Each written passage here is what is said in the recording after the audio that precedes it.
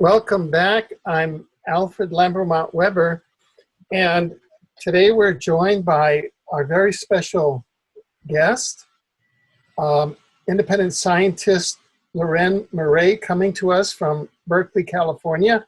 Welcome, Leuren. Thank you.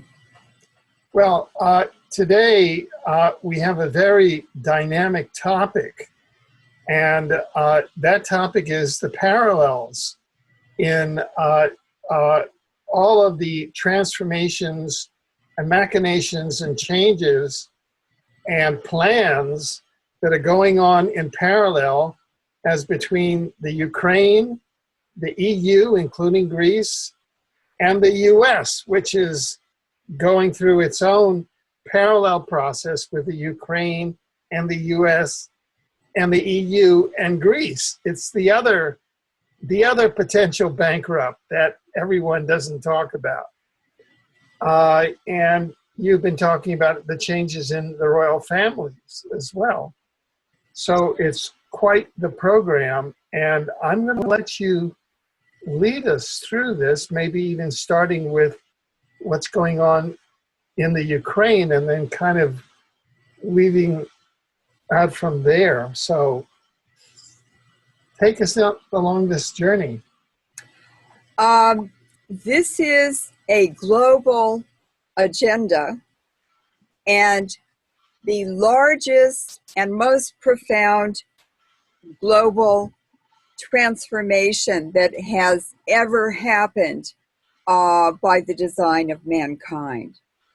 And I want to emphasize right now in the beginning, in this introduction, that the mechanism for the transformation is nuclear technologies, nuclear pollution, and nuclear waste, believe it or not.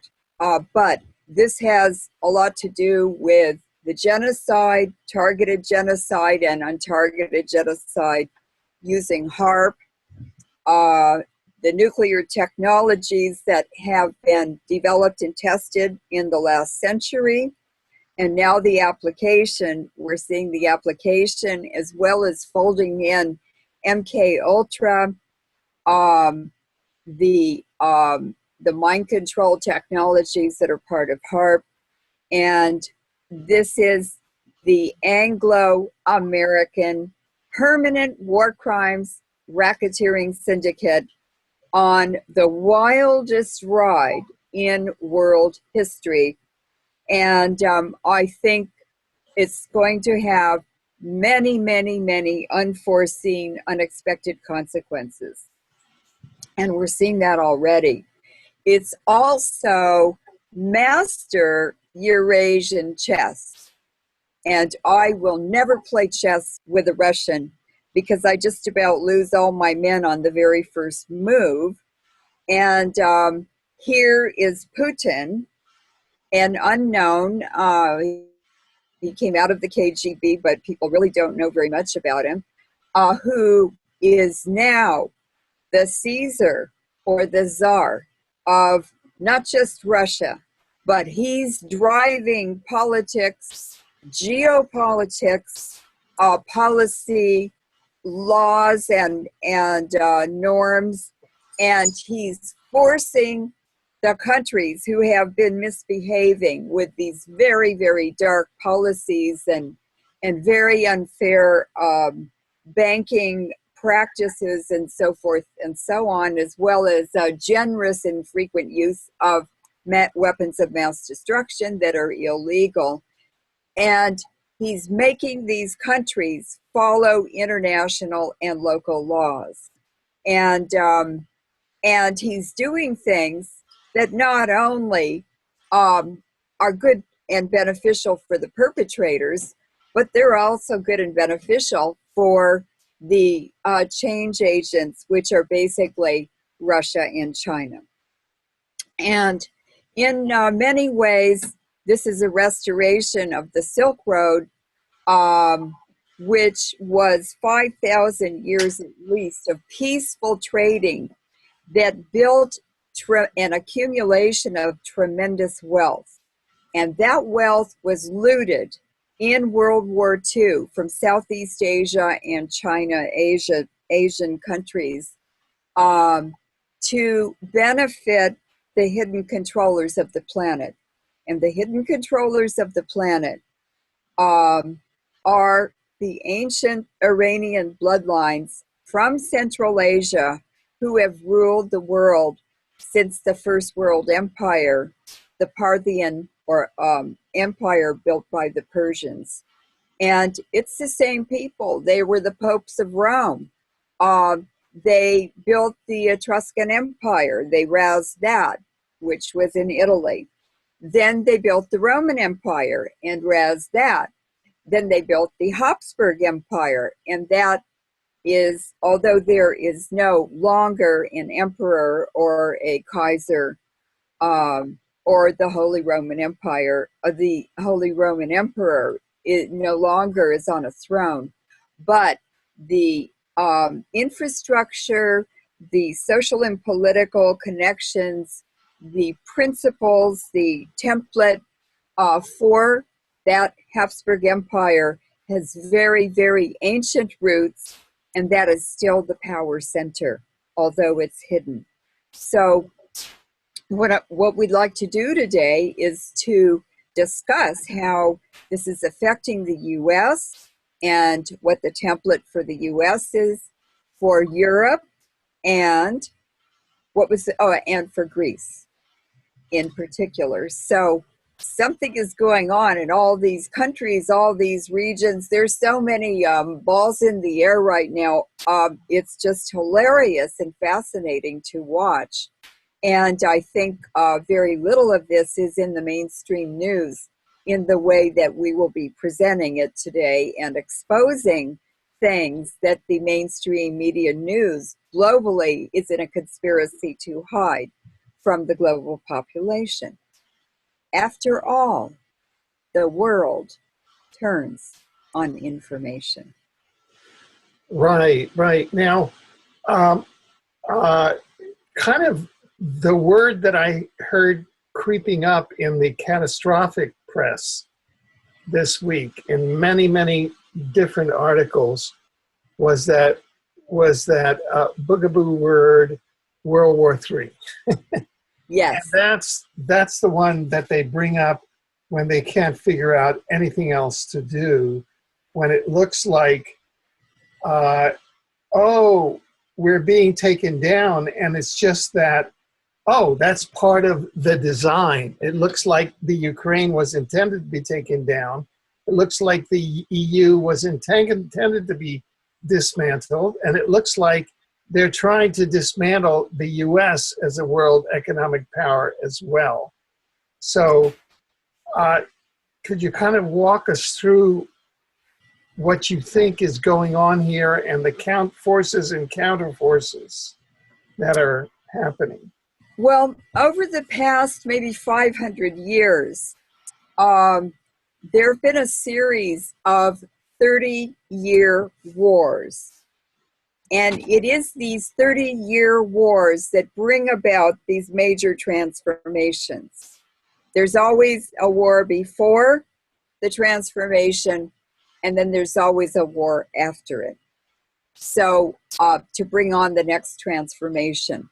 And so World War II, World War I to World War II was basically a 30 years war because it never really completely ended. It sort of trickled along and then it blew up again in World War II. So we are 50 years or 60 years past World War II. Well, 70 years, I guess, 65.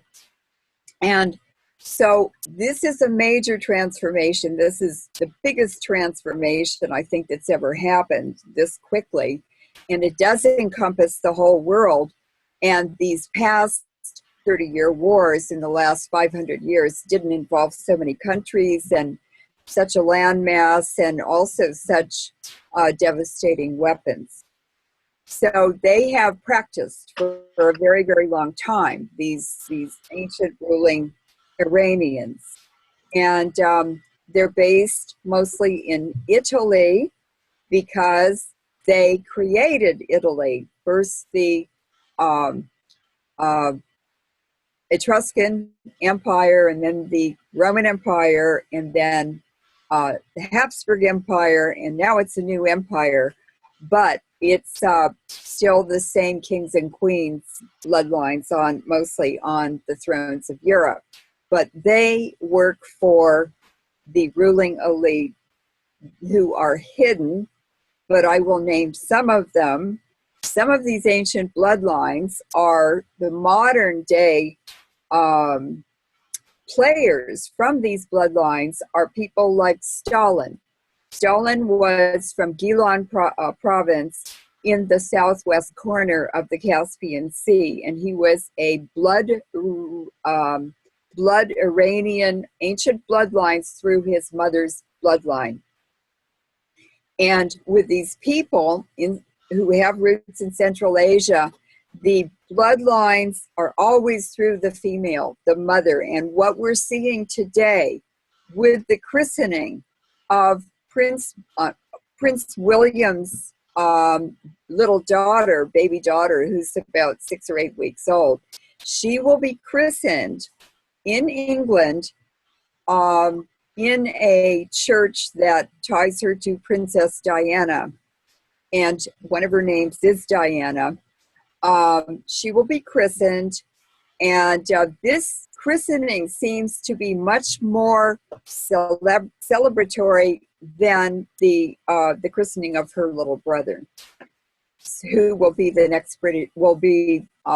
He's straight in line for the British throne after William, his father. So we're seeing a lot of changes, but what I'm seeing are the signs of symbols of the ancient Iranian bloodlines consolidating, integrating, and completely taking over this entire planet. Right. Now, let me just ask you some questions in this, though. We have other actors coming in who are challenging the Iranian bloodlines. On the one hand, we have the ancient Chinese families coming in that now have access to over $20 trillion of savings of the Chinese people, plus all of the gold that China owns. And then we have Russia, what we can call the Putin government, which has been targeted by the Iranians. That is the second largest stash of gold. And now that has been structured into a competing structure, competing against the SWIFT system, the Federal Reserve System, in terms of AIIB and the BRICS. And that's an entirely different set of bloodlines. That's the ancient Chinese family bloodlines, maybe not, and the Russian bloodlines, because if you trace it back, you've got the intersecting Communist Party bloodlines, which of course go back to the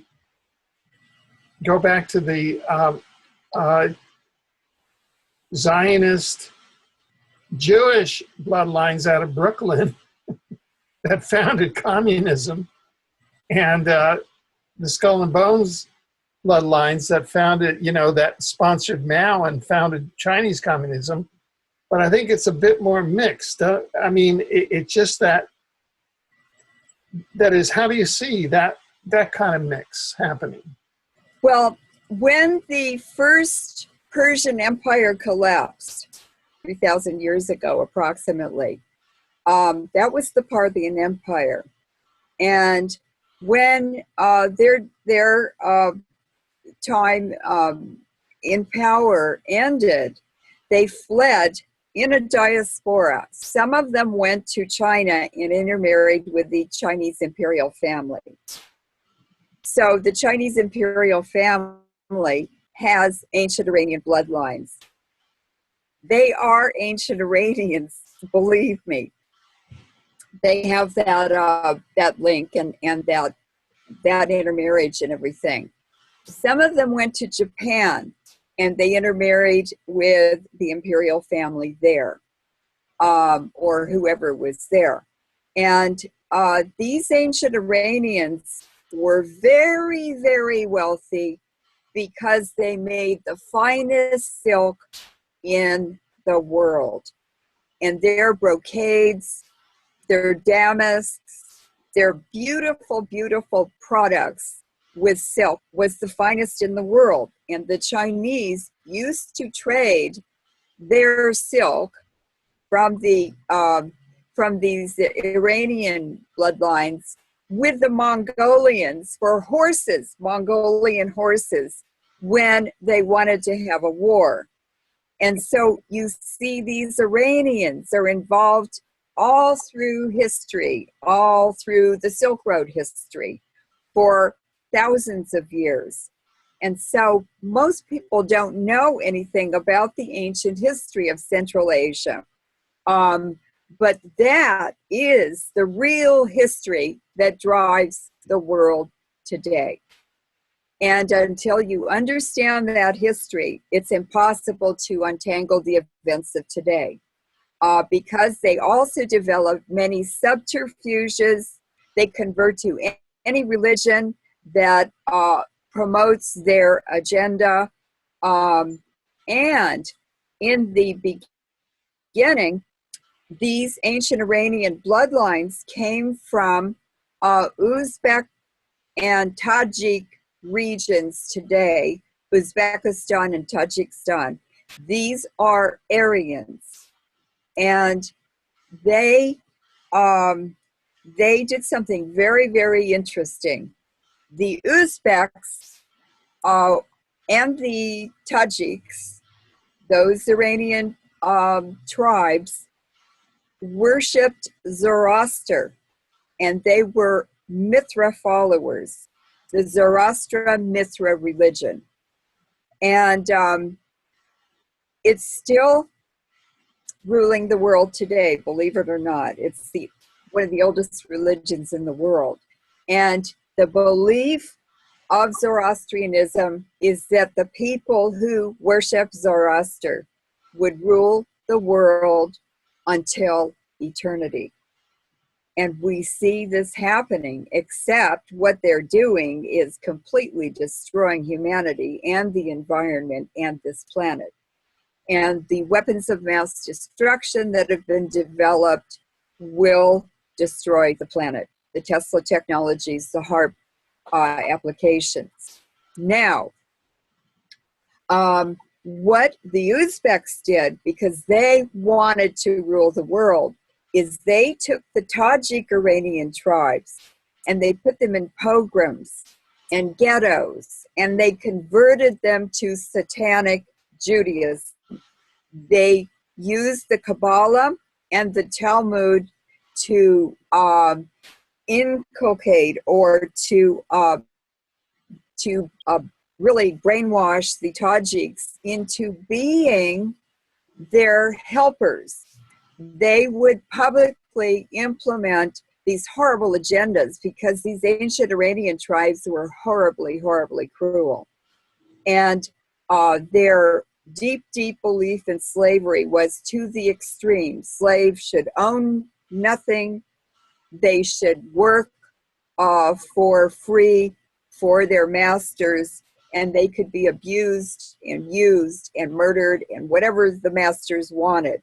And so the Uzbeks who are in power today from those ancient Iranian bloodlines are Fidel Castro and the Farnese family.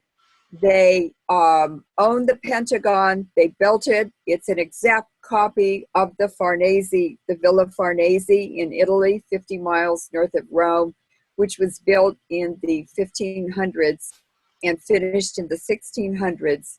But Pope Paul III, who was Alejandro Farnese, was from these ancient bloodlines, Iranian bloodlines, and he became he was sent to Rome by his family to work under a Borgia pope. We all know Lucretia Borgia, this infamous sort of a temple whore or something. There are all these legends and everything about her. But she actually married into my family. I'm from the French Huguenot family that Henry IV came from. And she and the Borgias and the Farneses and all these Iranian bloodlines married into the Bourbon dynasty. And they completely ruined it and perverted it. Henry IV was a Huguenot. He was a humanist. And this is what they don't want. And so what we're seeing is all efforts at humanism, at democratic elections and self-determination by people, the normal, ordinary people. All of these movements have been undermined and destroyed, and people have been assassinated to get them out of the way. Princess Diana, for instance, was a humanist. Leon Panetta, the former minister of, well, he was the Secretary of Transportation under Clinton. Well, Clinton's a Rockefeller through his mother, who was an illegitimate Rockefeller. And he built the Mena Airport in Arkansas with the federal government has no jurisdiction over that airport because it was built to fly China white heroin in from China to pay back the Rockefellers for the great loans, large amount of money they loaned China to modernize, redevelop, or to develop. And those planes are coming in every day. They're coming into Waco in Texas, loaded with heroin from China. And that's why we're fighting. We fought in Vietnam, and that's why we're fighting in Afghanistan. It's to protect the opium sources, the heroin sources for these big world-class criminals who are running the whole world based on profits from drugs, from human trafficking, from many other illicit industries, as you would say, Alfred, so famously. Oh, it's nothing personal. It's just another industry like making shoes. Right, right. So that what you're saying is that the current financial meltdown in Greece, in the EU, the financial reval that's set up between the Federal Reserve and the AIIB countries are really just, in a way, a kind of a redistribution of the drug industry from a certain point of view. It's reorganization and streamlining and modernizing and expanding it to one global unified operation. It's a seamless operation, but it's the Ndrangheta, which Leon Panetta's family are members of the Ndrangheta mafia from southern Italy, which now, because of Leon Panetta's positions in Clinton's government and in Obama's, Obama made him head of the CIA for 2 years. These Iranian bloodlines completely, the Jesuits took over. They operate through the Jesuits. And the Jesuits took over the CIA in about 2002.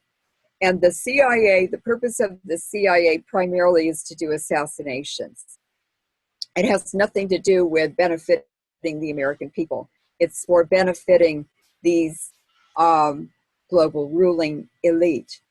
The Bushes, the Clintons, these other presidential families are all servants. They're Zionist facilitators for the these this hidden international global cabal. And other members of these bloodlines are, well, I said Castro and Leon Panetta. The Shah of Iran's father was taken, the last Qajar Shah was assassinated. This is in the 1920s or 30s, 20s, I think. And the Qajar Shah was replaced by the Shah of Iran's father, who was military. But the Shah of Iran is from the Pahlavi family. And in Italy, it is called the Pahlavi tribe. And in Italy, it's the Pallavicini family or bloodline. And Chi means the stock or the bloodline. Tsipras, the new president of Greece, who is giving the IMF and the EU and a lot of other people absolutely acid stomach attacks over what he's doing, standing up to the IMF, which is going to have a domino effect and undermine the IMF. His last name, Tsipras, is a Greek word for the island of Cyprus, and Fidel Castro's family, the Farneses, ruled ancient Egypt from Cyprus as the Ptolemies. I'm sure that most people who are familiar with Roman history know who the Ptolemies were. And so we see over and over again, the most cruel tribe of the Iranians were the Medes or Medes. And who's the prime minister of Russia right now? Medvedev. Who's the CEO of Gazprom, the biggest gas company in Russia? Medvedev. And so you see, if you follow the signs and symbols and you know some of the history of this region, and it took a lot of research for me to dig this out, a long, long time. But I did follow finally the signs and symbols, and there it all is. So they're the ones running the world. And probably Kate Middleton, who married Prince William, I believe she has ancient Iranian bloodlines as well in her family history. So, so now that we know that many of the players are actually Iranian bloodlines, now we can talk about it, and now what we're going to talk about is going to make sense. But everything that's happening now has to do with pipelines. Okay, well, lead us on Okay. in this narrative. The takeover or the destruction of Ukraine, was planned probably even before the 1920s. And when the Soviet Union collapsed in the early 1990s, for some reason or other, and it had to be a really good reason, because now we're seeing what the reasons are, Ukraine was given its independence. That was illegal. And also, Crimea was given to the Ukraine. And Crimea has always been a part of Russia. It's also the only warm water port they have in the world. The other ports are up around the Arctic area, on the North Sea area, the Baltic area. So there had to be a scheme or an agenda there for these critical pieces of the Soviet Union and of former Russia to be handed off and given independence. Ukraine was not ready to be an independent country. First of all, it has 35% of the black soil in the world, which is the richest agricultural soil, and it fed all of Europe. It's also the largest country in Europe. And it's Monsanto, it now is being exposed, and Cargill and Daniel Archer Midlands.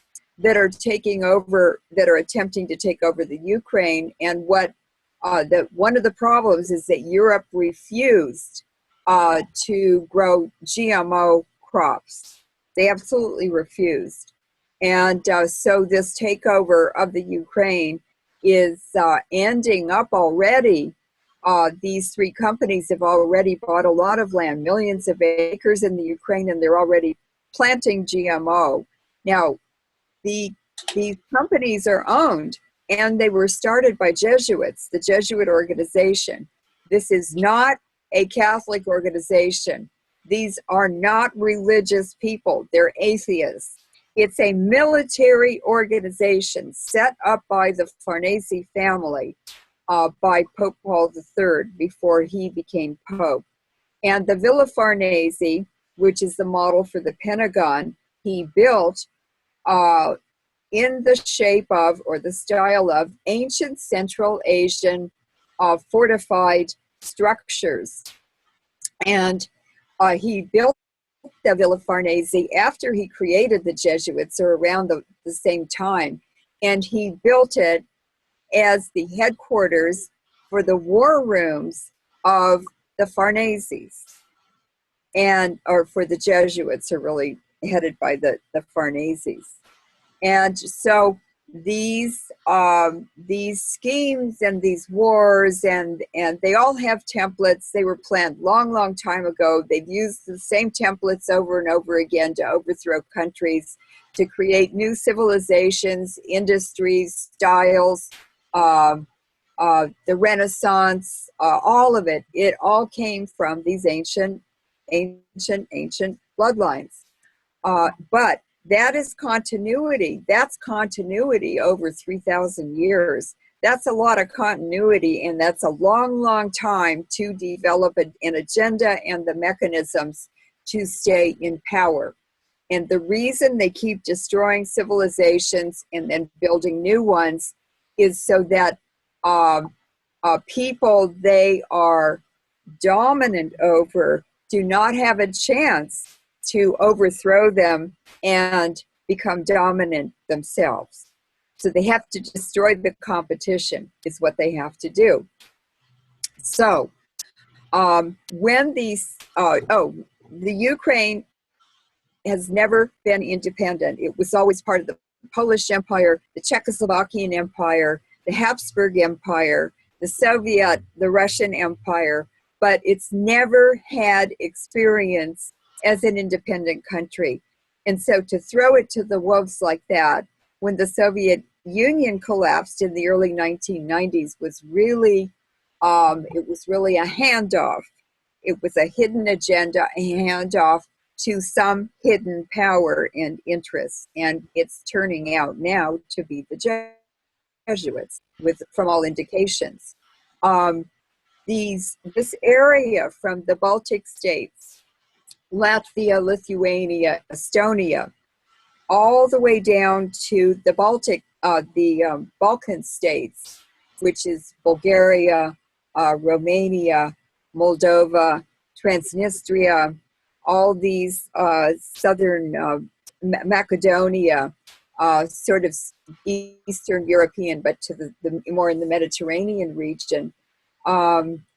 So this region from the Baltic states to the Balkan states has always been in a transition zone. It's been in a state of being ground up all the time, or periodically, because it's an area between very, very powerful states, and that would be the Russia region and the European region.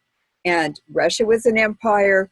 Russia is a very, very large landmass and a very, very large country, but it's actually a federation or a union toggled together of many, many cultures, peoples, ideas, religions, everything. It's very, very loosely connected.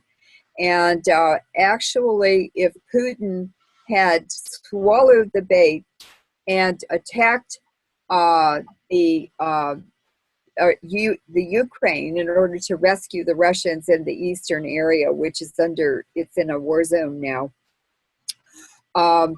then that would have been the end of Russia, because it's not as strong as the Soviet Union, but it's getting a lot stronger because of the sanctions and the aggressiveness of the United States, the dominance of the United States and control over Europe. The U.S. has practiced blackmail, racketeering, and extortion on all the European countries. And that's how they operate. But you see, that doesn't build harmony, productivity, peace, and the blooming of civilizations. It's a permanent war. It's a permanent act of parasitism, and it's always eating countries, eating peoples, destroying. It's based on destruction, and you never create money on destruction. They're stealing the accumulated wealth from the productivity of peoples who work very hard. And that's their whole practice. It's to loot the accumulated wealth of every generation. So every 20 years, we have a war, we have famines, we have stock market crashes. There's some tragedy. And if you took some butcher paper and put it on your wall, everyone listening here, and you put each generation of your family on that paper, and then you looked at worldwide events that occurred in each generation, you'll see how the looting occurred, the accumulation of that wealth. And it's so easy once you begin to understand how it really works. And so what we're watching in the Ukraine, in Greece, in Eastern Europe, and between Europe and Russia and China is this transformation of the productivity, of the wealth, of the ideas, of the knowledge in the libraries is being transformed to the Eurasian and Asian region, and that is the new world empire. Right, right. Now, I still see this. So behind all of this, what is lurking behind all of this now? I mean, it seems like Putin, he's trying to, and I should mention that there's some parties, and this may be in the line of rumors, who say that Putin's actually dead and Medvedev is an Iranian who's running the country. But that's just rumor, right? Is that? That's not really possible. Medvedev did not have the experience in intelligence. He did not have the long experience that Putin has had from the St. Petersburg. That's a cabal left from the imperial period, and that's a lot of Iranians are there. When Berezovsky, one of the oligarchs from Russia, fled to London when Putin took back all of the oil fields and the natural resources that are the property of the people of Russia. It's the wealth, the natural wealth of Russia that belongs to the people. And Yeltsin illegally sold billions and billions, trillions of dollars of resources, natural resources, to these oligarchs. Now, everybody thinks they're Jews, but they're not. Remember what I said about Tajiks? They're the victim population created to do the dirty work for the Uzbeks. And when Berezovsky, one of the oligarchs, lost his oil fields and gas fields and everything, because Putin just brought all these oligarchs in one room and said, you can keep the money you have, but you're not going to owned these oil companies anymore were taking them back, and they all left the country. They got to keep their money. Berezovsky went to London, most of them did, or Israel. And Berezovsky, Litvinenko, the double or triple agent who was killed with polonium, radioactive polonium, a few years ago, Litvinenko was working for Berezovsky, and probably also people in Russia, but he was also working for the Israelis. And he was invited by Spanish intelligence to go to Spain. He was planning to go the day after he ended up in the hospital, and he was supposed to go the next day. And Spanish intelligence wanted to interview him about Putin's relationship to the Russian mafia and other mafia. So he ended up dead. Polonium is the method of assassination used by the Mossad. They used it on Arafat. And so by following this and the death of Berezovsky, I put more pieces together, and the structure of not just Russia and power globally, but I had to see it first through Russia and the Ukraine before I could see it in the US and England and Europe and everything, because it's so well hidden. So Berezovsky, after Litvinenko died, Berezovsky continued living in London, and just a few years after Litvinenko died, Berezovsky was found dead on the floor of his bathroom in his mansion outside of London. And he hadn't been poisoned, he hadn't been shot with a gun, and he hadn't been stabbed.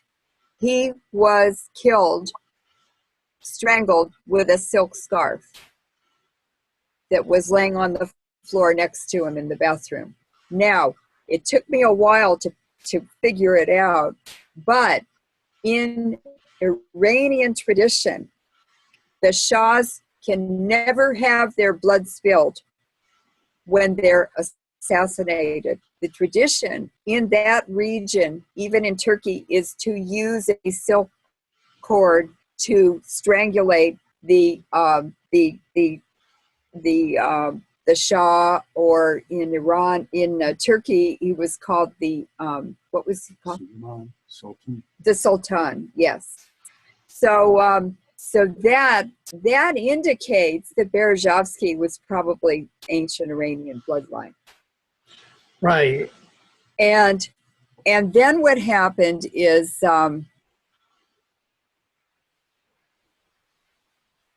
Orange Revolution. Now we're going to Brzezinski and Rockefeller and Hillary Clinton, who is a Polish Jew, and what is happening on and around the Ukraine in the background. It was actually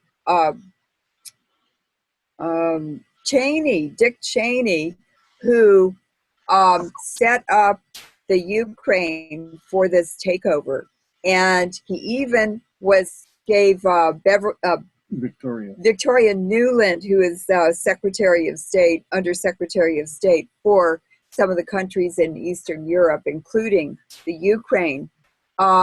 He gave her first job, and she is the one who has carried out the overthrow of the president of Egypt, the overthrow of Yanukovych, who was a democratically elected president of Ukraine. He was overthrown a little over a year ago. And she has, I think, been responsible for overthrowing about 4 countries in these color revolutions. And she's a horrible person. She is, her background she's from a Russian Jewish tradition. And her father is a professor at Yale it's in biology, the ethics of biology. And so he's all involved in developing these bioweapons and or how to cover it up or whatever, how to do it and get away with it. So just as Bill Gates is from a eugenics tradition family, all these families with their adult children now in offices in very powerful positions, overthrowing all these countries and then cannibalizing them, they all have ties to the regions, family ties and bloodline ties to the regions that they're now overthrowing. So it's quite interesting. It's much more interesting now. I like history now because now it's geopolitics and it's all kinds of other things. It's very, very rich and very, very interesting. And it's not how we thought the world works at all. It's quite the opposite. Well, well, this, not to jump too far ahead, but sending the U.S., sending Victoria Nuland to kind of gang stalk and bring down the Ukraine is in a small way what's happening to the U.S., where all these New World Order gang stalkers are being sent into the U.S. to bring down that culture. That's right. I mean, there's kind of a parallel process.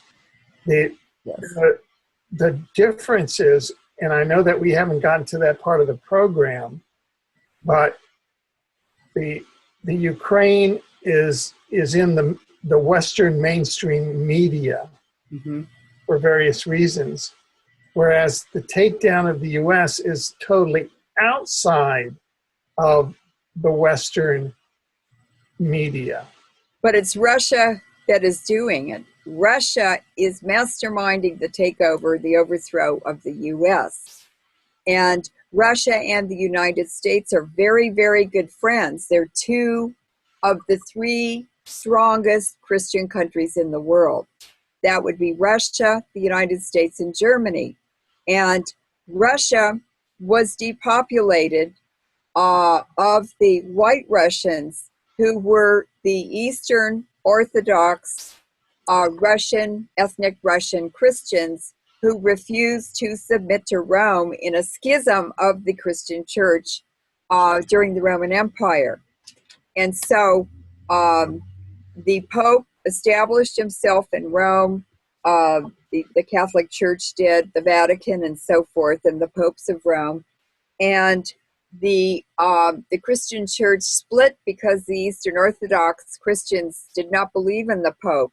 So they relocated to Constantinople, which today is Istanbul. And then they spread further into Eastern Europe and Russia. And what's happening now is that the Jesuits are exterminating all Christian populations that refuse to submit to Rome. And the Eastern Orthodox Russian Church, or the Eastern Orthodox Church in Russia, refused to submit to Rome. In the Ukraine, the Eastern Orthodox Church, the Ukrainian Eastern Orthodox Church, submitted to Rome. So they're not in danger of extermination. But in Yugoslavia, the Serbians are Eastern Orthodox Christians who refuse to submit to the Pope of Rome. And so that's why they were so devastated in the NATO, US, British, Anglo NATO attack on Yugoslavia. And you can see in the European populations, in the Serbian population, in the Russian population, you can see how these exterminations completely devastated the economies of many countries. And that is what the IMF scheme is all about. It's moving into these countries as their productivity drops and their economy begins to suffer. And the EMF is standing there with armfuls of money for them to bail them out. But it's actually a ruse to get them so indebted that they have to trade nature for debt. In other words, they're giving up their farmlands, their valuable lands, their commons, really, is being taken away from the citizens and traded to pay off that debt. Because the way the debt is structured and the loans are structured by the EMF and the EU and the World Bank, it is impossible for any country to pay off that debt, because as their productivity and their population decline, the debt and the interest on the debt just goes up exponentially and buries the country. And today, if Tsipras, the president of Greece, agrees to pay that debt to the IMF, then Greece, even if they did the most austerity possible and they gave people 3 grains of rice a day to eat, they would still never be able to pay that escalating debt. So what does the president of Greece have to lose by defaulting? Because he will become a part of the BRICS Bank. They already have had a long history of trade with Russia. Putin has already made overtures to that president and the people of Greece. And what's going to happen is, in order for BRICS to replace or to transcend the World Bank and the established Western economic banking industry, really, it has to be collapsed. And it's the Ukraine that is the pivot point for this transformation. Right. So here we have where today's Thursday, July 2nd. We have the vote coming up on this Sunday. We don't know what the Greek people are going to do. And so, assuming that this is all going to go forward, what do you think the game plan is? How do you see this going forward? Who is trying to do what here? Well, the Chinese are building a Silk Road. They're reviving the Silk Road, and it's going to be a huge economic trading center from the Pacific Ocean, that Asian region, across Central Asia into Russia, and then Russia will extend it to Eastern Europe and part of Europe as well. Now, what Russia has, which is the glue holding it all together and making it possible but also irreversible, is tremendous oil and gas deposits. It's all geopolitics in Siberia. And they have tremendous deposits. I always wondered why Berlusconi and Putin were such good friends. Well, it's President Berlusconi of Italy who took Putin and introduced him to every leader in Europe. And this happened very, very, very quietly. And about 10 years ago, that's when it happened, Putin he discovered that the energy grid in Europe was very, very sloppy and loosely consolidated. It was easy meat, in other words. And he had a lot of oil and gas to sell. And he needed that revenue to restore the ashes of the Soviet Union. So Putin went carefully and quietly by the side of Berlusconi and was introduced to all of the leaders of Europe. And he began making 20-year contracts.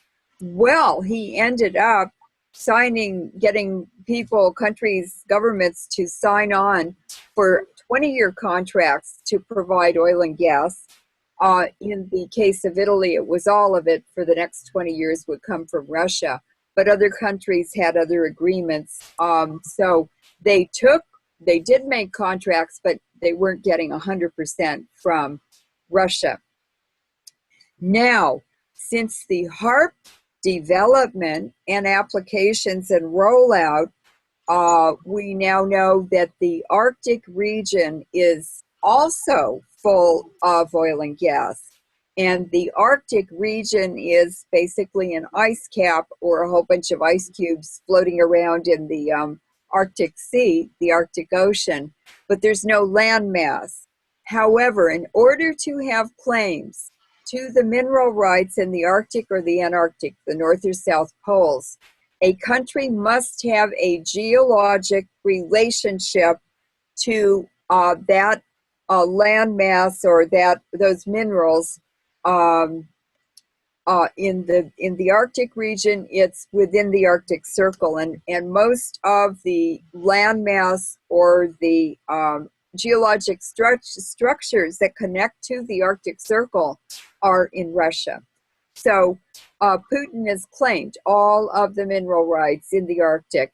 The U.S. has almost none. I don't think they have any. We have Alaska, but it's not within the Arctic Circle, and or it doesn't qualify. And Canada will get some, but not very much.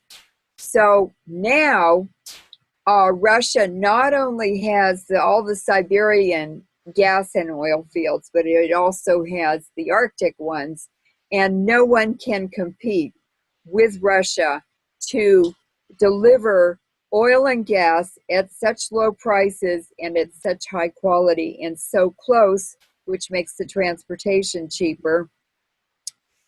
So that's why Russia will always provide the oil and gas to Europe, to European countries. And so this is what's happening. It's this war over pipelines, and it started when the Bushes were in office, when they were fighting over pipelines in China and in the Muslim regions of China and Central Asia. And what the Russians did is, well, this is Putin. He started making the contracts for oil and gas deliveries, and then he built the pipelines. He built the pipelines to his customers.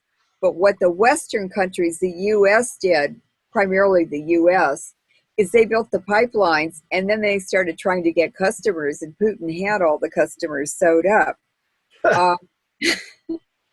And so when the U.S. finally realized that, they were building pipelines through Turkey and everything, but they had no customers.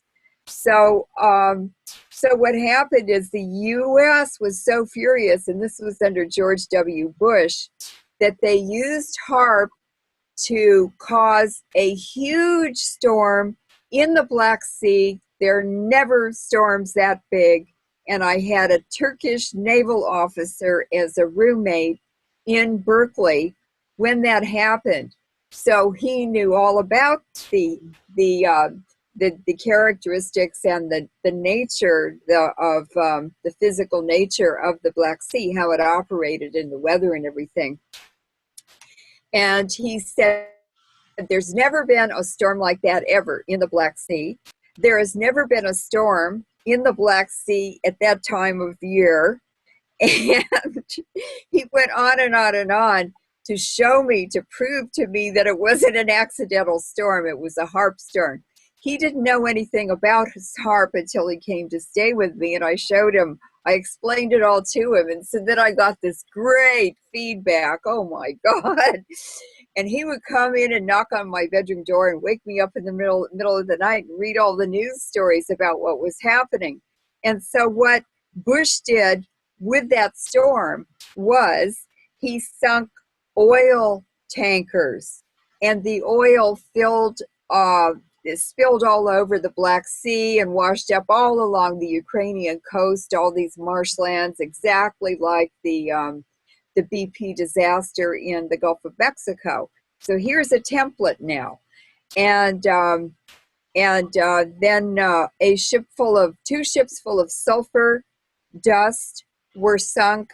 It mixed with the water in the Black Sea and created sulfuric acid. And there are all these nations that share the shoreline of the Black Sea. Well, it ruined the Black Sea. It's a 70-year disaster.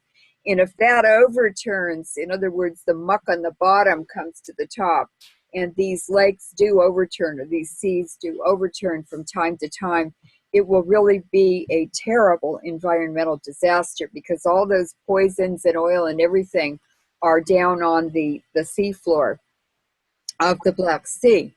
So that was the first really big harp storm that I saw, was a revenge attack on Russia and on Putin. And that was really, really dramatic. And to keep it off the front page in the San Francisco Bay Area, this Chinese tanker came in, or a big transporter for goods. And for some reason, I think it was HARP mind control, the pilot of the ship fell asleep, and that ship hit one of the pylons of the San Francisco Bay Bridge that goes from the East Bay to San Francisco. And so I looked at Sarhat and I said, oh, look what's on the front page this morning. We've been watching the Black Sea disaster all night, but look what's on our front page this morning. There was nothing about that disaster at all. I never saw it in the American media at all. Right. So these are the kinds of battles that have been going on. The Americans, I'm sorry to say this, but they're children in terms of world strategy, world history, big geopolitics. They think they know a lot, and they think their plans are very cunning, but they don't understand the ancient history. They don't understand the ties for thousands of years between peoples of that region. And so they overbuild their weapons, and they underbuild their preparation. They went into Iraq without a single boat. How can you, for the army, how in the world can you attack a country with the Tigris and Euphrates rivers that has where civilization started, and not have a boat? How did they think they were going to cross the rivers? So the Americans are just, they've done so many stupid things. And the Russians are very, very different for many different reasons. But now, after a century, 100 years, the 20th century, of screwing Russia and destroying it and killing 100 million white ethnic Russians in World War I to II, and then the rest of the white Russians were killed off at the end of the Soviet era, and Putin was part of that. So they were genocided, and now what this war in Eastern Russia is about, in Eastern Ukraine, is it's primarily Russian-speaking people. And what they're doing is genociding the Cossacks, who were the traditional Central Asian tribes who formed much of the army of Russia. They're the original equestrian nomadic warriors, and they taught the whole world what war is about.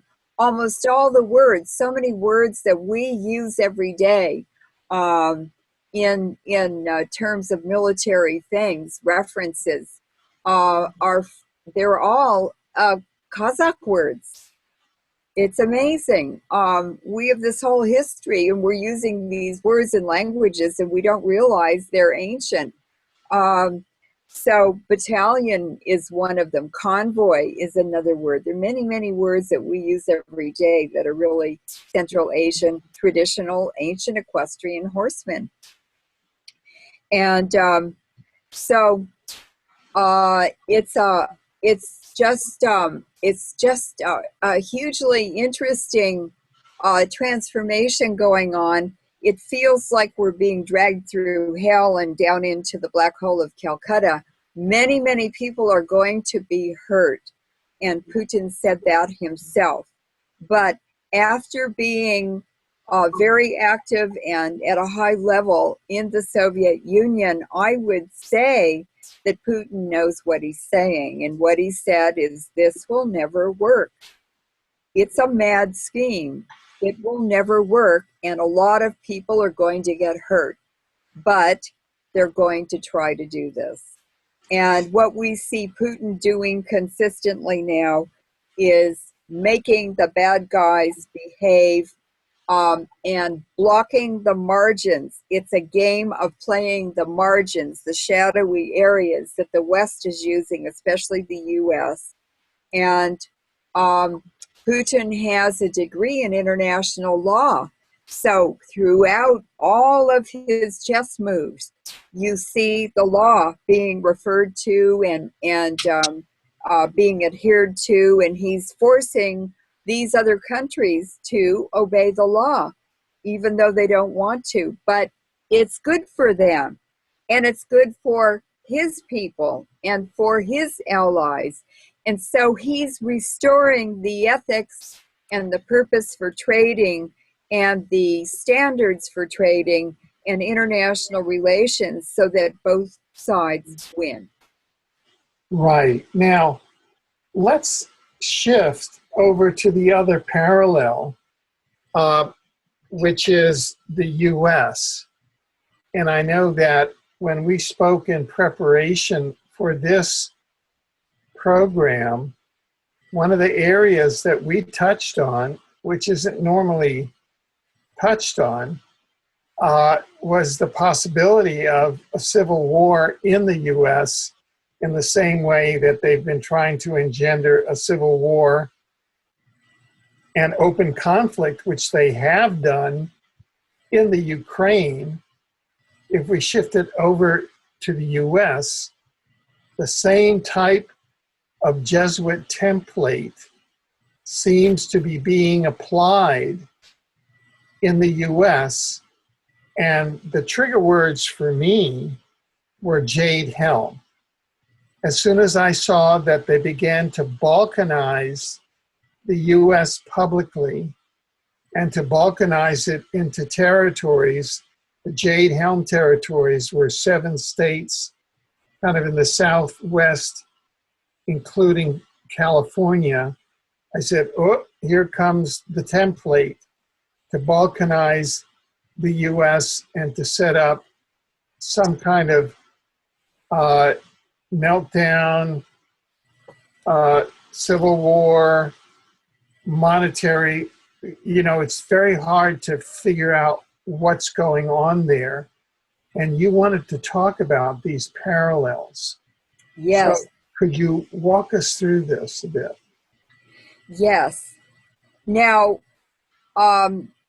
when people begin to come to the New World, North America and South America, Central America, that was another transformation. And they wanted, the European countries were in this age of discovery, and they wanted to secure new lands and to create new wealth in their own countries. And so Christopher Columbus was actually the son of a Polish king who had been deposed.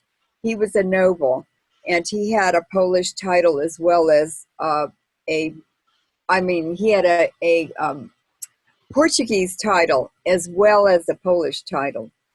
And so he was contracted by the Portuguese government or monarchy to go to Spain and Spain and Portugal had sort of a lot of, it was a theater of tension a lot. There were a lot of wars and disputes and then intermarriages of royal families and all this land trading going back and forth.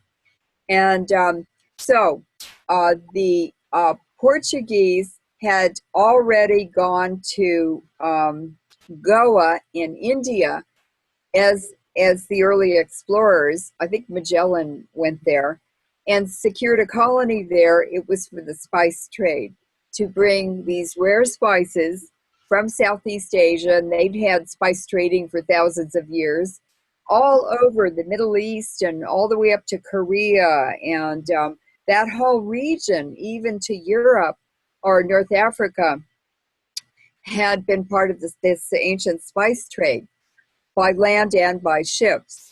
And so Magellan established a Portuguese colony in Goa on the west side of India.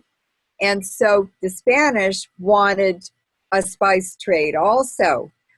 So Christopher Columbus agreed to go to negotiate with Queen Isabella and King Ferdinand of Spain. And he wanted them to finance his expedition to the East Indies. And they were thinking it was the east side of India, but he knew very well he was going to the Caribbean, the east side of North America and Central America. And he promised to come back with gold and spices and everything. And the Pope even granted all of the Atlantic or all of the oceans to Portugal, and then the Pope divided it and gave Portugal one part and Spain the other part. But Spain still they didn't want just the Atlantic, they wanted the spices too in around India. So Columbus came back and he said, here's the gold, here are the natives, here's this and that and gemstones and everything. And so Queen Isabella, she's the one who funded him, fell for it, well, hook, line, and sinker. And it is from that time that this rivalry between Portugal and Spain went on, and then other countries got involved. But the Jesuits were on those first ships during this period of exploration, and they established colonies and taught Catholicism in order. They used religion to entrap the indigenous populations. And so they landed in Japan, they landed in China. So all of China is dominated by Jesuits and controlled. Japan is, in fact, Benjamin Fulford went to Sophia University in Tokyo, which is a Jesuit university. Vietnam, they were in Vietnam in the 14 or 1500s. And the Vietnam War was to convert the southern half of Vietnam, which was Buddhist, to convert it to Catholicism. That's the real reason for the Vietnam War, as well as drugs. And so what's happening now is the Jesuits want all countries under the Pope and under the Vatican in Rome. And so they are systematically converting other people of other religions to Catholicism, and if they refuse to convert, they're genociding them. So the Serbians refuse to convert, the Russians refuse to convert, and it just goes on and on and on. And this is going to end up being all Protestants all over the world, and other religions. Buddhism will be swallowed up, Hindu, Islam. It's going to all be brought under the Pope of Rome, or they're going to be exterminated and new populations will be brought in. Now, there is a man he's a Goldman Sachs product named Sutherland, who is the chief of the UN Committee on Migrations. And he is now advocating bringing Africans who are in war zones into Europe, and it's mandatory through the EU that every country take them. Well, Angela Merkel took them the first time, and she said, no, we're not doing that now. It didn't turn out the way they promised it would. It's a huge problem, and it's cost Germany a lot. They're trying to force Latvia, Lithuania, Estonia, these tiny, tiny countries into accepting these migrations. And this goes back to Czechoslovakia from the 1500s, when the Robota movement was developed by the Czech royal families, the court, and others in the government. And it was a program to subdue the serfs and to make them completely dependent on, and all of their revenue that they made on individual plots of land that they owned, not all of them did, would go in taxes to the local nobility and to the Habsburg Empire.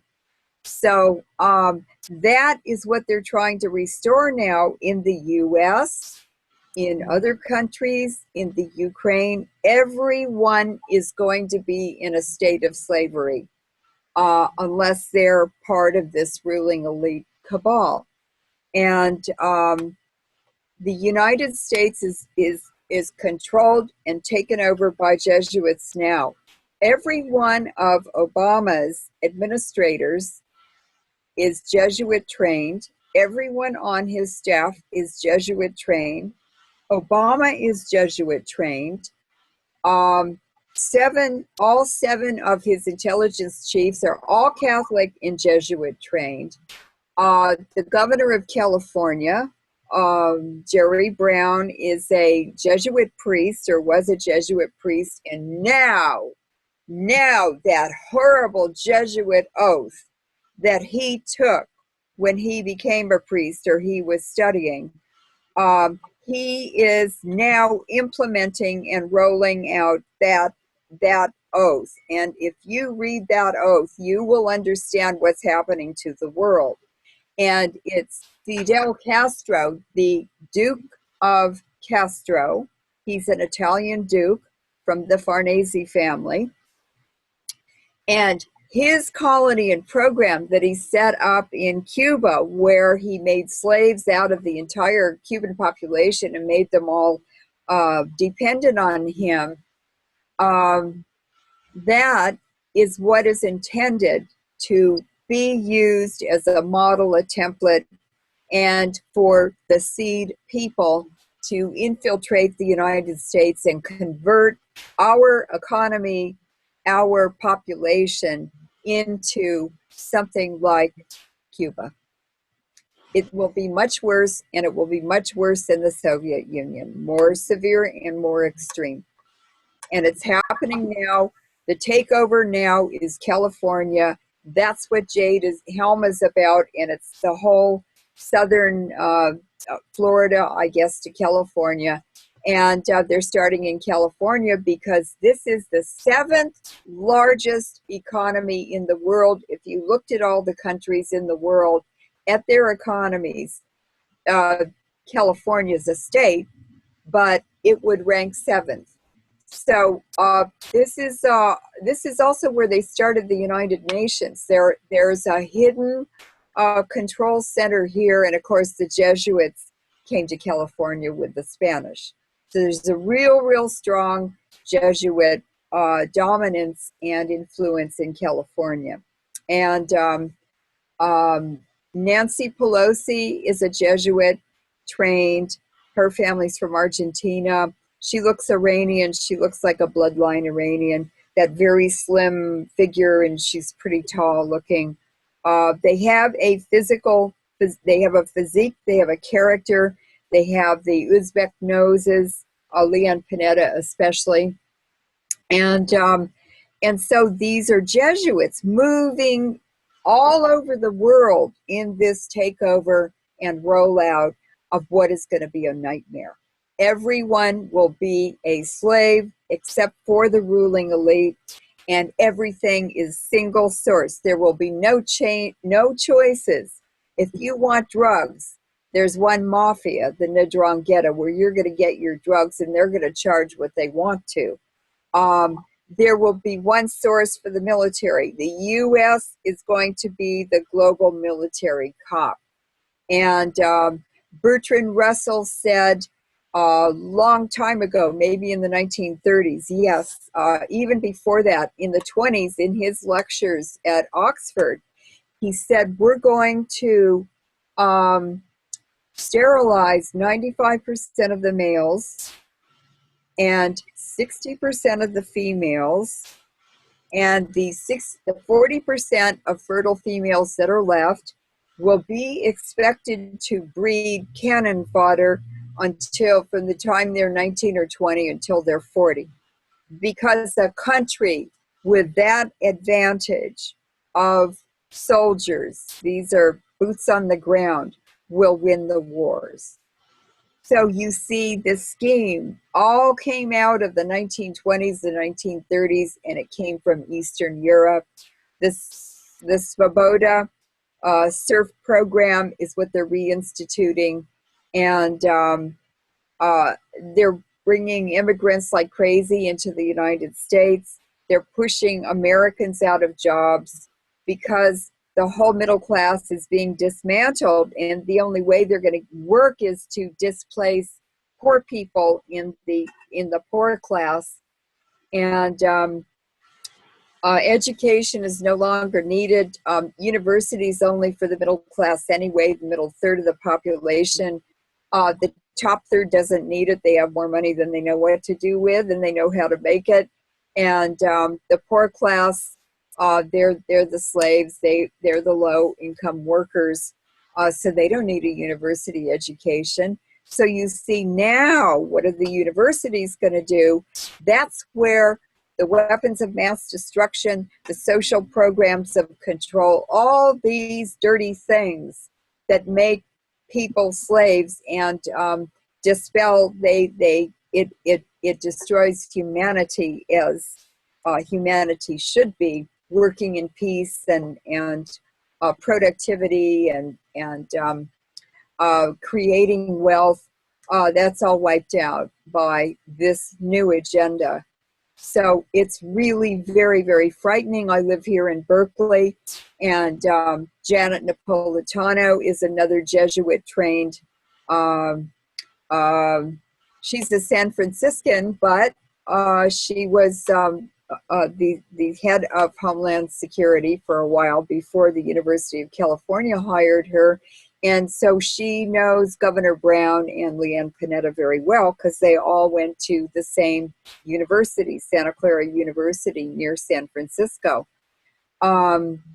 It's now Jerry Brown, just yesterday, it was announced that he signed the mandatory vaccination bill for adults in California. They couldn't get it passed at the federal level, so they're doing it state by state.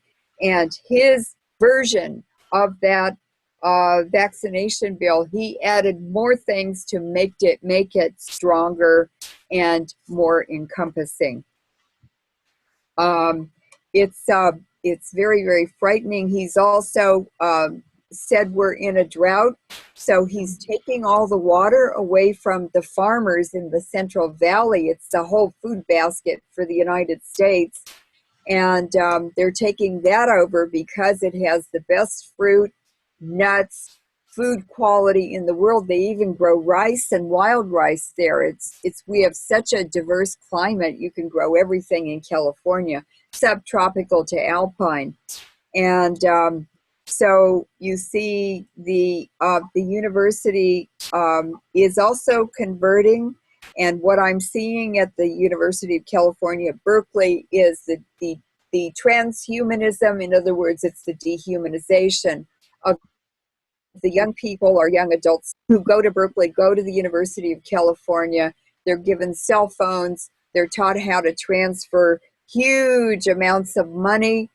That's what's going on now, transferring money from countries into banks, into other hands, and concentrating it upwards. And it's being done with neuro-linguistic programming in the university. The whole entire city is wired. I live in an area where the students are being trained. They're housed in apartment buildings. It all looks normal, like student housing. But there are fences and gates all around these apartment buildings. They have dug up one corner of the houses and the buildings in my neighborhood and put underground transmitters in that transmit ground waves that carry the algorithms for mind control. So they're multi-vectoring anyone they want to with mind control through antennas on the roofs, through cell phone antennas. Now they're putting flat array antennas inside the cell phones, and these students are walking around hitting people with sonic bullets and pain beams. As you walk by them, you're almost crippled by the time you want to go to the grocery store and walk back, and you're almost crippled by the time you get back from these EMF attacks. And I live in an apartment. The apartment over me has 2 women in there who are attacking this apartment and all of our efforts to do interviews. We can't even sleep at night. They're attacking our cat all the time and making it claw and bite at unexpected times. It's called the power of aggression, and it's Americans who designed that. It was the Army and the Navy and the Air Force that have built all of these horrific weapon systems, and it's the university that has the students designing them and creating them without even understanding what the consequences are. So now, why would students walk up and deliberately hit people with pain beams? I mean, didn't they have good parenting or something? It's beyond that. I watch their faces, and as soon as they hit a person with pain beams through these cell phones, the new, especially the new iPods, they suddenly get a really happy grin on their faces, and it took me 1.5 years to figure out they're getting neuro-linguistic programming and rewards from their cell phone to do things that are inhumane. And that is what this transhumanism is about. It's also about relocating populations, and that has always gone on to empty valuable areas so that people who want to profit from it can steal it, and moving people into areas where they're at a disadvantage or they have no resources, and so they become a slave population, a victim population. And also the University of California developed the nuclear weapons. What is a university developing weapons of mass destruction? But I remember when Iraq was being attacked 20 years ago, and a Middle Eastern woman, it was in a newspaper interview, they were talking to her. I think she was an academic, but she finally said, I finally realized why this is happening. It's the university, through the academics and the professors and the memes and so forth, that are designing this and carrying it out and brainwashing the public with it. And they're brainwashing the public to do things that have no benefit to the targeted person. Right, right. Now, to carry this further, this is a form of state terror. Yes, it is. Carried out against the civilian population of the U.S. They're taking a portion of the civilian population, in this case, the students, they're turning them into gang stalkers. Yes. Mind control. And murderers. And murderers. And then they're turning them against the population. They've already done that to a sector of the police. Yes. They're trying to do that to a sector of the Army through Jade Helm, Yes. etc. Where do you see this going? The U.S. is doomed. What's happening is with Europe, they took these old European countries that have their own distinct cultures and currency and practices and governments, and they boggled them together into the European Union. And the countries still had referendums. The people would vote on issues and everything, and they had elected presidents and figures. But once those countries came under the EU and they accepted that, then later on this European Union Constitution suddenly reared its ugly head, and it was like 365 pages or something. And it took all of the militaries away from the countries. They were forced and mandated by that constitution to maintain militaries, but all of those militaries would be under NATO, under the U.S. government military, and the countries that these soldiers came from had to pay all the costs and buy all the military equipment and the jets and the tanks and everything and the munitions, but they had no control of their own military. And so this is basically what we're seeing in the Ukraine. It's the shadow of NATO, but it's all backfired because they overreached and they underestimated and they did not plan for unintended consequences. So what we're seeing happening in Europe has backfired and made Russia stronger and the European Union, Europe weaker, the United States weaker, which is what they wanted in order to carry out this transition. And Jade Helm now is the rollout of the military equipment that was brought back from Iraq and Afghanistan and given to all the police departments in the United States. Now, the police said, we didn't even want that equipment. What do we want that for? We're not allowed to enforce, well, it's the military because of the Posse Comitatus Act of 1868, I think, that prohibited the U.S. military from enforcing laws in the United States. Well, they are destroying the Constitution. They're violating the Constitution every day. You can still go to court and win on constitutional violations. But how many people have the time to spend months and months and months and a lot of money to go to court to demand their constitutional rights?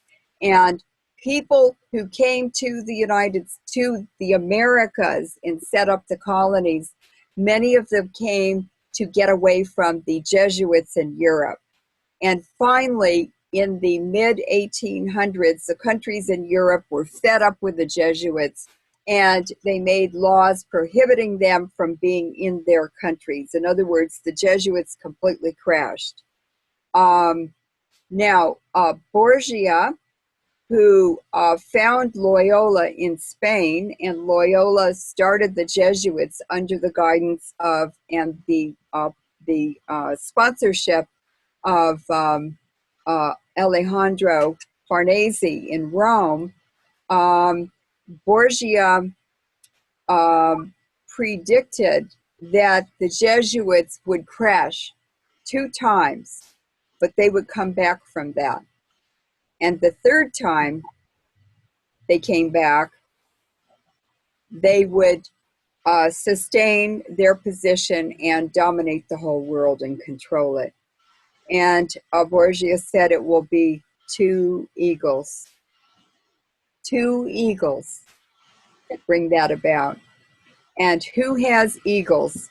Russia has 2 eagles, a 2-headed eagle on their imperial flag. And the United States, of course, has the bald eagle as a symbol of this country. So somehow I believe that Russia and the US will, in partnership, bring about this transformation. And when I worked at the Livermore Nuclear Weapons Lab from 1989 to 91, my lab partner came in and he was really excited. He said, there are two KGB generals here, Soviet generals here today. And I said, what are they doing here? This is the Cold War and that's the enemy. The Livermore Nuclear Weapons Lab is one of the most protected buildings practically in the world. Facilities, I mean. And he said, oh, they're transferring the technologies of political control to the United States that they used to establish the Soviet Union. I said, what are those technologies? He said, oh, it's mind control and stuff like that. And the 7 biggest HARP antennas in the world are in the Soviet Union. And they were experimenting with HARP mind control activities on populations in the United States. For instance, Medford, Oregon, where there was an overnight suicide epidemic in this little tiny town in Oregon on the border of California. Well, what am I seeing now that Homeland Security is all over California? And the former head of Homeland Security, Janet Napolitano, was running the University of California. Well, what I'm seeing is, are you thinking of suicide? These are posters. Suicide ? Call this number. We'll help you. There's suicide posters plastered all over the buses, all over the public places, all over the subway, everywhere. And now I'm reading about suicides all over California. It's not just all over California. It's this whole Jade Helm area, region. And these are frequencies transmitted as algorithms. It's a mathematical language used in factories to give commands on an assembly line. Well, they can do it to people and animals and living things too. So I'm just seeing this mad scheme rolling out, and it's horrifically frightening because it's reversing everything that we know as normal and replacing it with things that are completely abnormal and completely crazy. This gang stalking is nuts. And I said, how could this happen? And how could it happen so fast? And when I think about just the damage in mental health around the world from nuclear bomb tests that were done in the atmosphere. They did 1,300 nuclear bomb tests in the United States. Our own government nuked this country and the whole population. And we have the highest rate of mental illness in the world. 26% of the U.S. population has some form of mental illness. Nigeria, it's 4%. But they didn't have bomb tests. So we have a whole population, a sick population that's mentally ill, and they're easy to train, to coerce into these mad schemes. And they've always felt like outcasts because they know they're not normal. Well, suddenly they have a gang they belong to, and they have prestige and they have power, and it's all secret, and it's very, very seductive. But they're doing things that are destroying their own future and their own lives. And it's just horrific. It's truly horrific to watch this happening. And Americans don't have an identity, a tribal identity. They gave all of their indigenous identity up in music and everything, their lands, their culture, to come to America. And they were promised the streets were paved in gold. And there was a lot of opportunity because they just took all the land away from the Indians and killed them. And so I'm not saying Americans are bad. Americans have done many, many very brave things. And their government has been bad. But the Manhattan Project scientist who trained me in radiation said to me one day, he turned around, it was like being with Plato for a day under the tree. talking about philosophy of science and everything. And he just said to me one day out of the blue, just remember, all governments are terrorist operations. And you know what? Every single day since he told me that, I've had proof that it's absolutely true. We are ruled by psychopaths and sociopaths who've taken over our governments, and they are the terrorists. And it seems from what you're saying that that in this case, and there's evidence of it, once we're dealing with the transhumanist agenda, in this case specifically HAARP, the early experiments were jointly done by the United States and the Soviet Union on the United States. So it really is the United States and the Soviet Union bringing down the United States together. In partnership. In partnership. Yes, and I mentioned the 2 KGB generals at Livermore, and I said to my partner, after he told me about the technologies of political control, and I said, I don't want that stuff here. And I said, why are they doing it? And he said, well, because they're flipping the Soviet Union into becoming the U.S. and the U.S. becoming the Soviet Union. And so these Cuba now, these Cubans are appearing and they're infiltrating NGOs and they're taking over websites and destroying them. They are targeting the change agents in the United States, the Americans who are patriots who are trying to stop this. And they have other roles. Now, they're also, I met a Russian Orthodox abbess of a woman's monastic, I guess it's a convent. And she told me there are 2 KGB generals at Homeland Security. So they're running Homeland Security. This is all from the Soviet communist era. And that's who's flipping the United States, along with the Jesuits. It has nothing to do with religion. They're doing it. It's just a raw takeover and enslavement of a whole population. It's amazing that it's happening so fast, and they've put all kinds of new transformers on the light poles all over the San Francisco Bay Area. It just happened overnight, and a PG&E truck will pull up.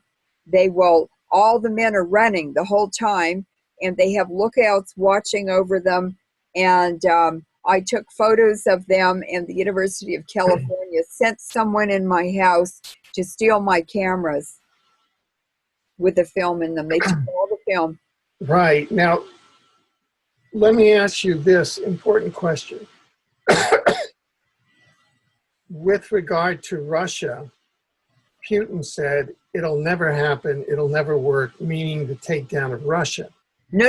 The scheme to dominate the whole world. Oh, to dominate the whole world. Yes. Now, it's the Jesuit scheme. Yes. Right. What about the Jesuit scheme of taking down the U.S.? What's going to happen there? Oh, it's already happening. It's happening. Oh, absolutely. And Jade Helm is an important, very, very important increase in the intensity and in the rollout, the scheduling of what's happening.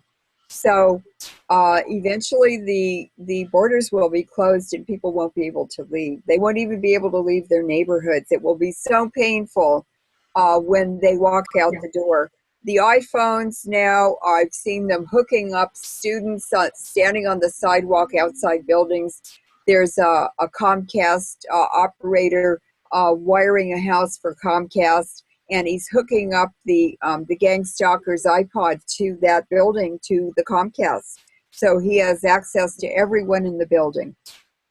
Now, Americans who are listening to this, and it's going to be a lot of Americans, I mean, by and large, that are going to be listening to this broadcast.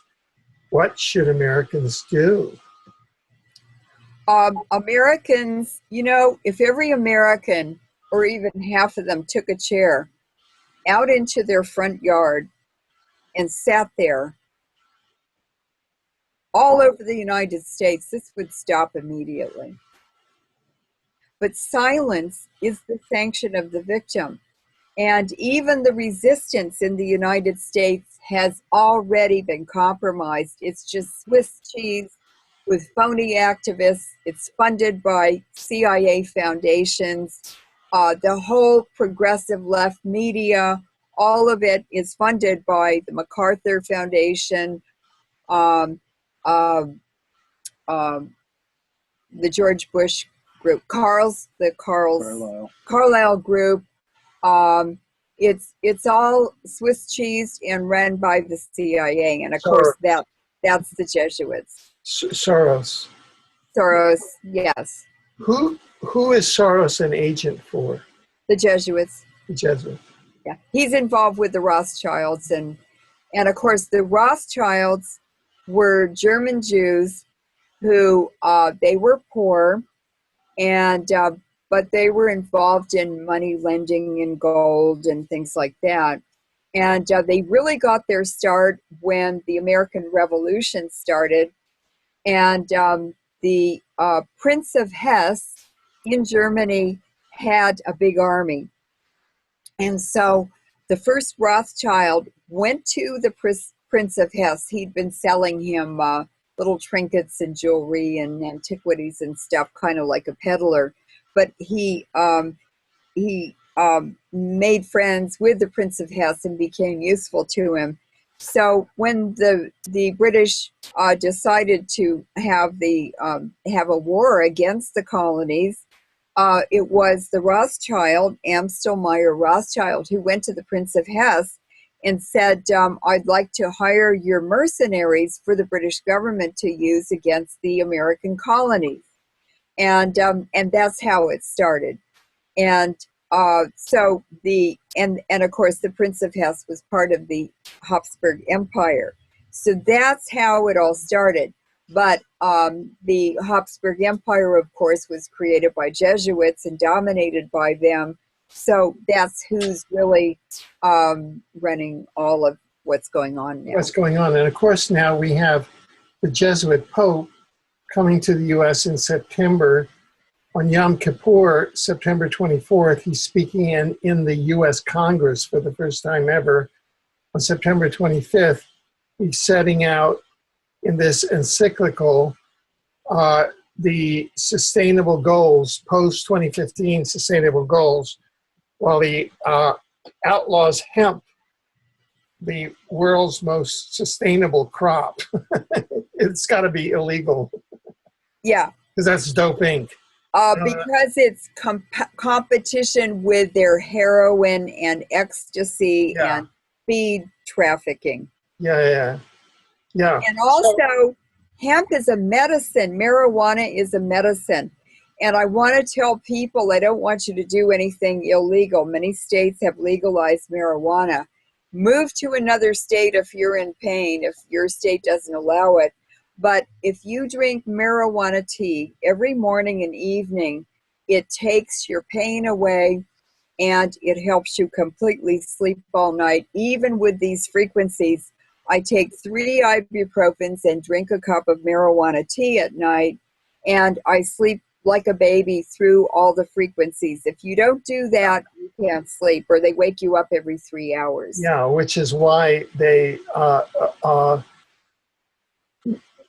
medical cannabis was outlawed in 1937 in the build-up to World War II with all the massive mind control. Right. Now, I still want to stick with the U.S. I'm not about to give up on the Americans. Okay. But it seems as though they've written off the Americans as a bunch of mind-controlled people who just have been totally compromised and have no more mind, no more self-mind. They are totally mind-controlled. They can be driven around. Look, here you have, there's a photograph of a baseball stadium in Milwaukee, Wisconsin, 10,000 people in Milwaukee to see Senator Bernie Sanders who's a stalking horse for the Zionist forces. And people go, "What? Are you crazy? He's the only hope we have." Could you tell us what's going on with Hillary Clinton, the Bush-Clinton crime gang, and what Bernie Sanders, the sewer socialist, is all about? Well, Hillary Clinton's maiden name was Rodham. And so I started investigating her background because she was always looking at the Rockefeller, who was a governor of Arkansas, like a father-in-law or something. Well, he is her father-in-law because Clinton's mother was his daughter, illegitimate daughter, and so I started looking up her name and her background and everything, and her maiden name, is really Radonsky. They shortened it and changed it when they came to the U.S. or at some time to hide her Jewish origins. And so she's from that same region that Brzezinski's from. He's Polish also. And there are others. Carrie is a Hoffen-Judo, or a house Jew, from a long tradition of Jews who served the Habsburg court.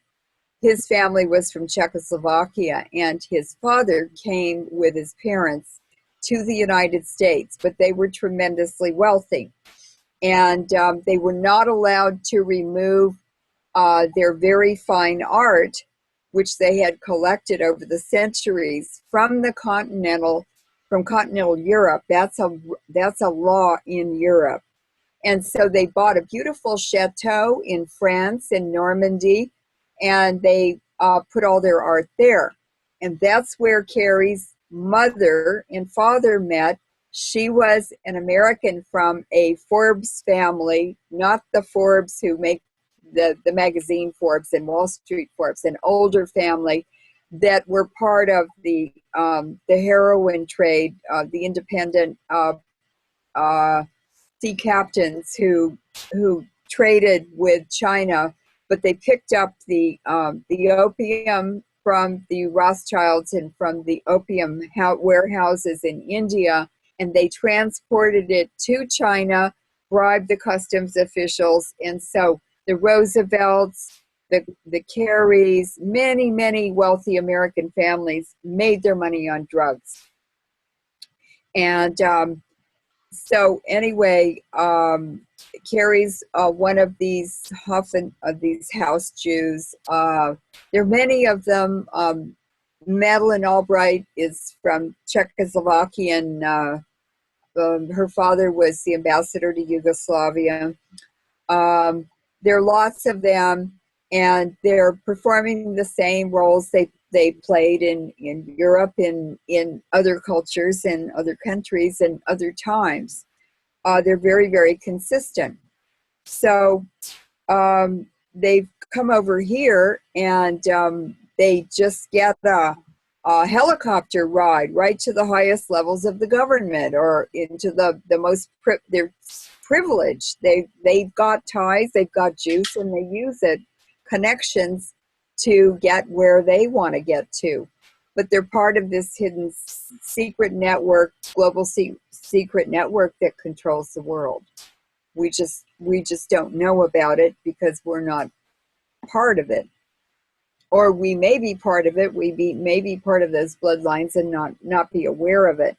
But they're exterminating a lot of those people. They don't want those bloodlines around, and it's the Jesuits with the new crown princes and their wives, who are commoners, who are setting the model, setting up the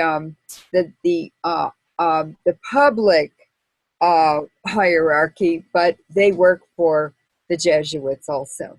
Right, but now what you're saying is that the large bulk of Americans are just brainwashed ninnies. I mean, that they don't have the internal wherewithal to withstand this this electronic takeover by Russia and the U.S. government, and to take back their country that it's gone. Well, is that what you're saying? Americans, first of all, they're isolated because they're very, very independent. And Americans, it's impossible to work with them, you know, in groups on peace projects, for instance, or other projects, because everyone's an individual and they want to do it their way. I see. I went to Japan, and I took you to Japan, and we saw something very different there. People work in groups by consensus. It's just the social rule in Japan and in other countries.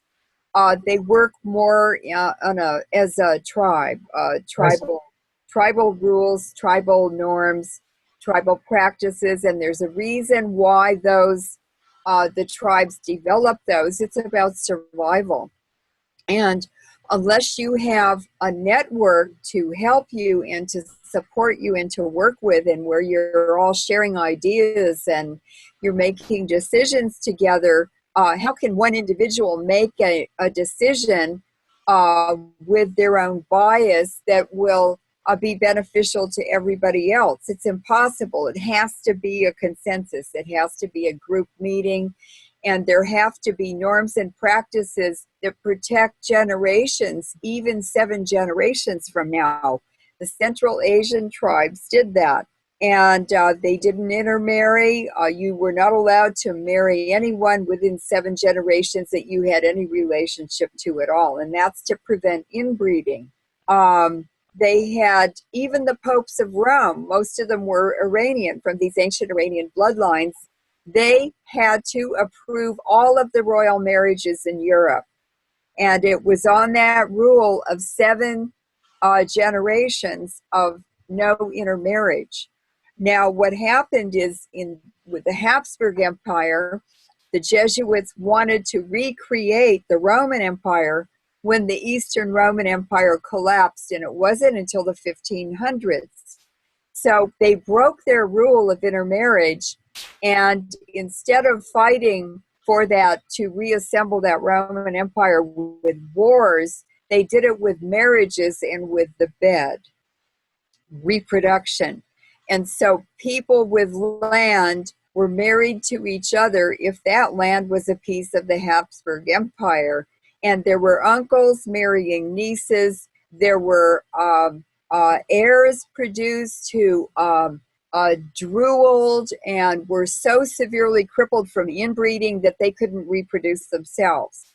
And this was all the Jesuits going against the 7 generations rule, but they thought it was worth it. Remember when Madeleine Albright said to a reporter who questioned, wasn't it cruel and insane to kill the children of Iraq? And Madeleine Albright said, well, it's a high price to pay, but we think it's worth it. And so you see, they change the rules anytime they want to in order to benefit from some scheme or agenda that they want to carry out that may not be good for the people involved, but it doesn't matter. They're just going to throw them away anyway. Right. So the Jesuit minuet is to embrace, enfold, and exterminate. Well, we've pretty much come to the end of this segment, but you've laid out quite a challenge for America and Americans here, I think. And you're in the heart of the beast. You're in the deep, dark Berkeley, California. Yes. And people who hold together, who stick together, I mean, it's the blacks in the ghetto and the Mexicans in the ghetto who still work together, and they have a sort of a tribal structure because they can't survive without it. Right. So these people will survive better than the Americans who have not they're just living in suburbs. They're not attached to anything. They're not cohesive. I mean, they can be picked off. Slaves. They go to work and they come back, and they have some toys to keep them in the game, but they're really slaves. But at least they get something, even though it's stolen at the end of every generation, with paying for rest homes. Why aren't the elderly dying in their family homes with their families? That's natural and normal all over the world. You should have the whole family living in the house together. It's wonderful. There's always someone to talk to at dinner. Yeah, exactly. Well, do you have some?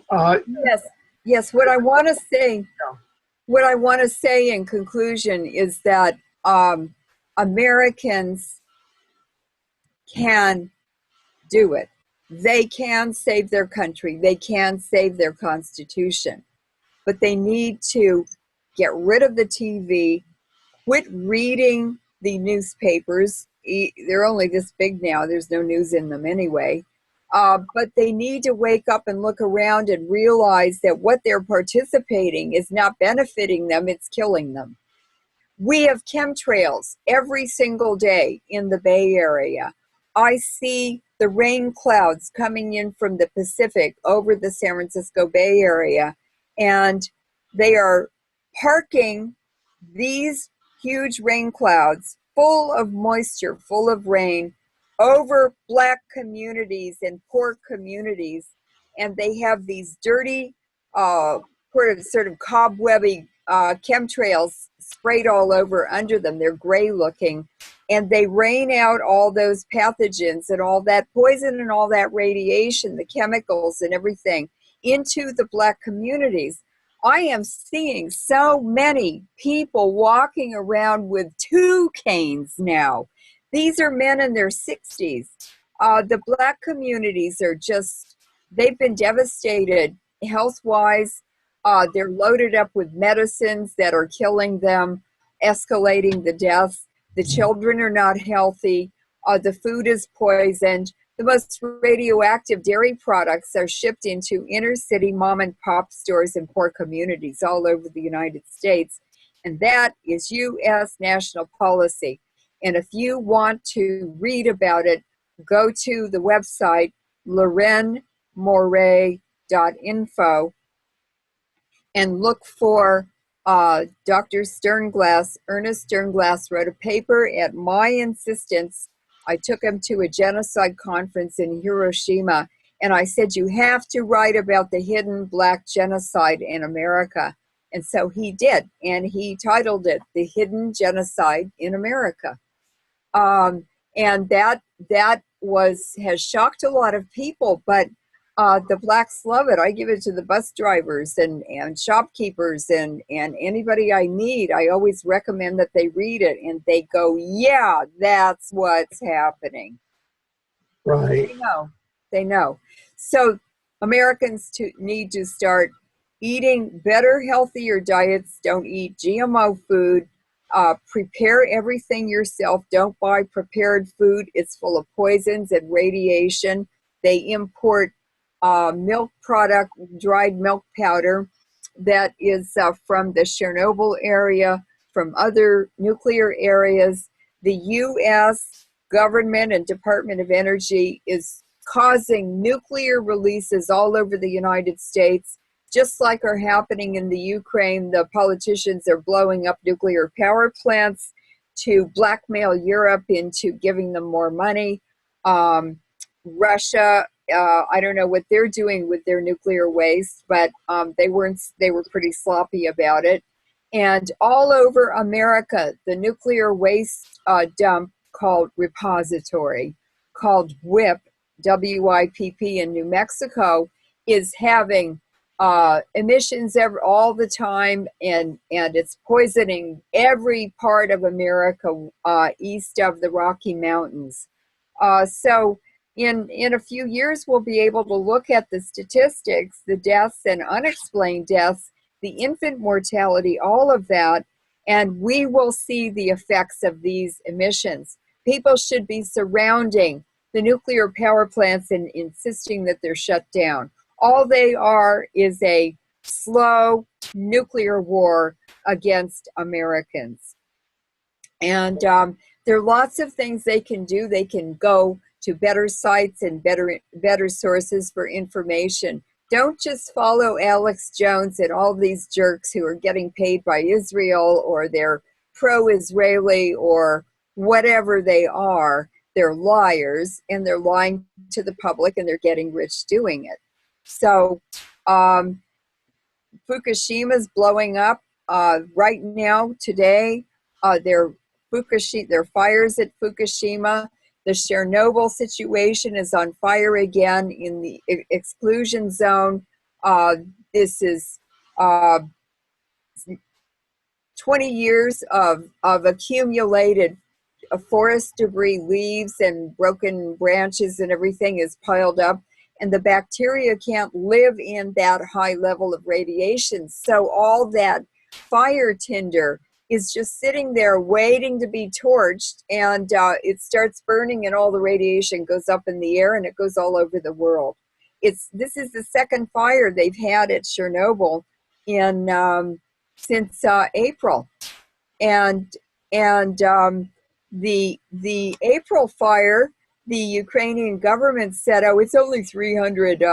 It's only 300 acres." Well, I got a satellite picture, and it's more like 24,000 acres. Right. 4,600 acres. It's 10,000 hectares. So they lied about that, and that was not an accident. I think that the Prime Minister Yatsenyuk, who is the Scientologist, he's Ukrainian, but he's a Scientologist. His sister works in America for Goldman Sachs. He was a Goldman Sachs banker, and there are so many fires that have suddenly started because of him. He's the one. I call him the Goldman Sachs nuclear arsonist. Yeah, that's what he is.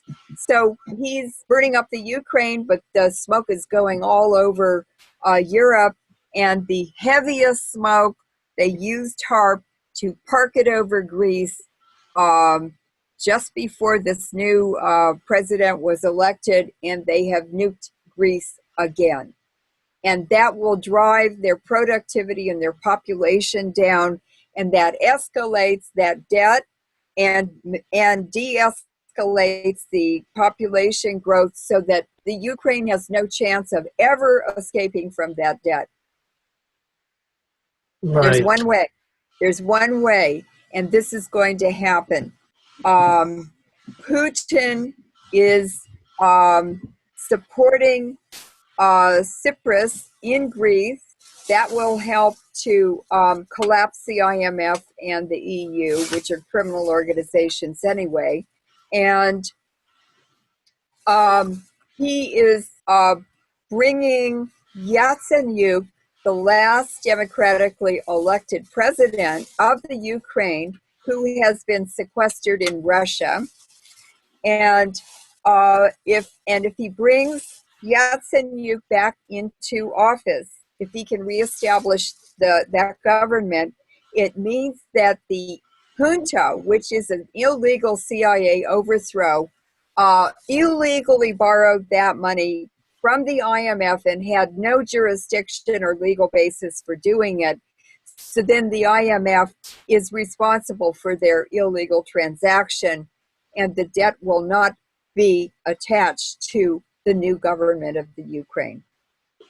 Right, right. And probably it may be methods like that will save the Ukraine. And conversely, the U.S., if it can show that all of its public debt going back to 1913 was because of an illegitimate institution like the Federal Reserve imposed by a criminal gang led by the Webres and the Rothschilds and these other gangsters. Same deal. What I discovered, I figured it out finally, Alfred, about a week ago, and I said, oh, I understand now. It's there's a population. This is all over the world in every country. And on top of that population are the oligarchs. And the oligarchs manage that population and keep them in line and bleed them of all their resources and accumulated wealth. And the oligarchs are controlled by the Jesuits and those top level bloodline families, Iranian bloodline families. So you see in every country, that's how it's set up. Until this system is destroyed, we are going to be dealing with more and more severe corruption, because the technologies of political control are more and more sophisticated. And that's just how it's going. I mean, the last republic, the last really true democratic government was in the Greek era. What was that year? What was that year? 65 BC. 65 BC is a hot button number. 360. That 365 BC.